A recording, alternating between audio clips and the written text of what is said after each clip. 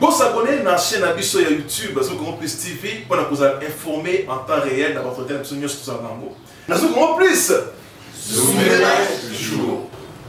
Grand Plus est intéressant que dans les cambotel de série télévisée et tout na qui population est-ce que apport nango na Congo na ba Congolais to na bana bas to banembel o batala rango ezali ning to la ndenge bandeko ba psaki makanisa bango na micro Zou Grand Plus. Pour ngai na moni série ba série wana ezobebisa. Po ngai na vandi mingi na Luanda. Na moni comportement ya bana wana ebebaki mingi likolo ba série. Po ba série wana ba ikota wa biso to bana ikotala ngo mingi kuna na Luanda. Bon ngabe pour ba série wana pe na tala ngo penza te. Po ba série wana donc ezopesa parmi biso ba jeune epesa bana surtout bana ba sepesa ba ida mabe ukoto ba makam mingi. Au bana basi bakoma kusala ba jeune fia ba 18 ba 17 ba copier en kasi c'est na ba série wande ba copier makambo wana nyos atuka bana lelo ntuka ba série na ba otala na ezela ngo bien po ezo bebisa bana mwana mukia tuta série to makamazo ke bana balabala na mukolo ezo sala to bien kati na kata mutema natala ngo te pona mabebisa bana ba misuba ko mo linga va pona ba série nde balakisa ko fi bambanga mwana pa ko mi ko fi ba pembanga eza bien te neti nga linga ngo te alamu koluka moye batika nanu kolakisa ba biloko wana parce que biloko wana eza ko éduquer ezo bebisa bana au mona ba comportement mingi bana ba komi na yango ezaka ba comportement ba otana ba télévision ezo bebisa bana na biso tala bana lelo nde ba komi na eleti le mo komi mabe donc ba komi donc koloka su ba parate ba komi bana moko donc mutu likolo donc likolo ko tala biloko wana ba série wana ya mabe ba série wana eza po to ba mikolo batalaka bana na bana mike batalaka te po ezo bebisa ba moral na bango ezo bebisa makambo na bango nyonso ya mabe moye ba kipe makambo ya classe eza te ba komi kaka ba biloko wana mabe wana. Bon omoni d'abord ngana loba quelque chose omoni ba l'état na biso nde bazana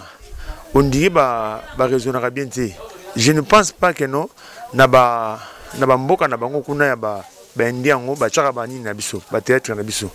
ba chaka ka o ya bango wana mais biso awa to éviter surtout zalaka na façon nini besoin ko promouvoir d'abord besoin ko pesa priorité na ba o eza ya ba paya mais eza ko ekeno eza ko bebisa bana na biso le mingi ba komi ko lata lokola ba indien wana ndenge ba lataka lokola ba twande ba lataka eza cause ba biloko wana même na Nigeria na limite ba chaka ba théâtre na biso ndenge biso de chaka bangwa alors l'état na biso faut que nous azongela makambo wana alukana o ya biso o ezali éducatif po bana na biso bazokola bazala pe éduquer na ndenge ya mboka na biso. Question réponse mituna pe ebiano yango yenda banda ko na bino place tozwaka mituna ya population kotel sa na bino pe boyeba nini population bazali ko raisonner pona mituna oyo ya lelo ezali nini boyoka otina ki mwana na classe akini kotanga na kozonga na ye professeur abetiye to pe avimbi azoki réaction dans moboti et cause de kani boka ne ba imboka ba psa makanisa bango par rapport ya situation oyo ce que komeli mwana tolandi eza mabeza malamu te po robeti mwana nga zokelo ko tumbolinga mama na ye tumbonga mama na nga na okende na maloba mabe po na yo beta mwana ngo zokisa na sansini ozokise poani yo pesa rapport ça c'est mabenga mama na yo pesa rapport mama mwana déranger qui est comme na bien na obeta